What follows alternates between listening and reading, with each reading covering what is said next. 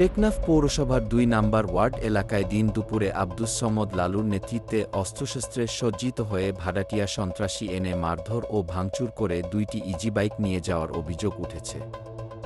মঙ্গলবার সকাল ১১টার সময় পৌরসভার পুরান পল্লান পাড়া মায়মুনা স্কুল সংলগ্ন বসতবাড়িতে এ ঘটনা ঘটে।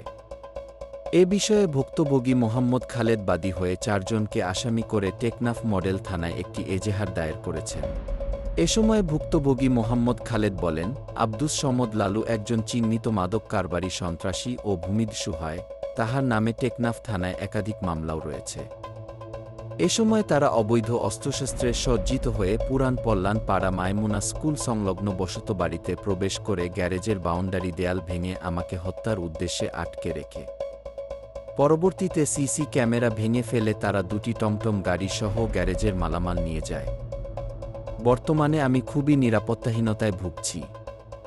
এ বিষয়ে টেকনাফ মডেল থানায় একটি এজাহার দায়ের করেছি। তাদের দ্রুত গ্রেফতারের জন্য প্রশাসনের নিকট অনুরোধ জানাচ্ছি।